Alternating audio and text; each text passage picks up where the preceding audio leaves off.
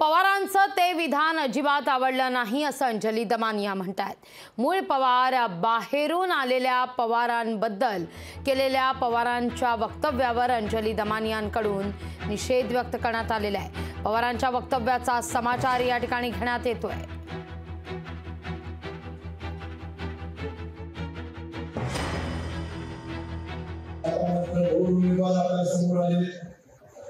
आता कुणाला पाठिंबा द्यायचा, कुणाला मतदान करायचं, म्हणजे पहिल्यापासून पवारांच्या पाठीशी करायला उद्याच्या मतदानाच्या दिवशी देखील पवार 18 वाजता मतदान करायचं।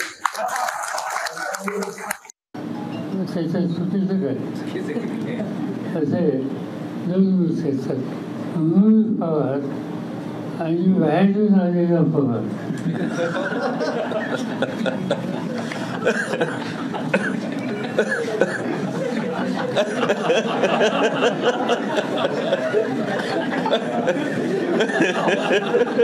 शरद पवारांचं आत्ताचं जे विधान आलंय की मूळ पवार आणि बाहेरून आलेला पवार, म्हणजे याच्यात त्यांना काय एक्झॅक्टली म्हणायचं आहे की एखादी सून जर ती 30 वर्ष 40 वर्ष 50 वर्ष जरी लग्न होऊन झालेले असले तरी ती घरची होत नाही, ती बाहेरचीच राहते।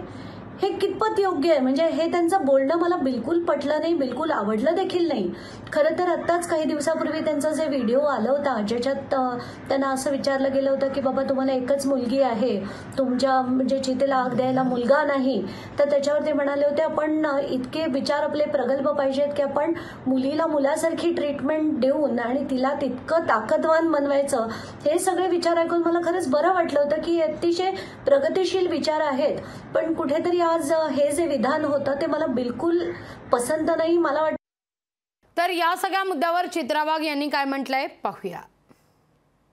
काल पुण्याच्या पत्रकार परिषदेमध्ये दुसऱ्याची लेख जी 40 वर्ष पवार परिवारामध्ये वावरते ती पवार साहेबांच्या लेखी परक्याची आहे, ती पवारांची नाही। कधीच मुलगा आणि मुलगीमध्ये भेदभाव न करणारे आदरणीय पवार साहेब यांनी काल मात्र सून आणि मुलगी याच्यामधला फरक त्या ठिकाणी केला आणि ते पुण्यामध्ये सगळ्यांनी त्या ठिकाणी पाहिलंय आणि ऐकलंय सुद्धा।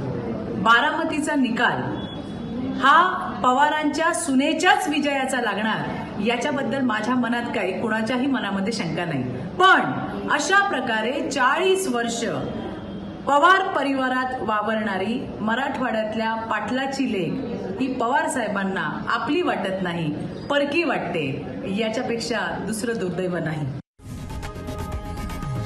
लोकशाही मराठी ऐका, पहा, जागरूक रहा।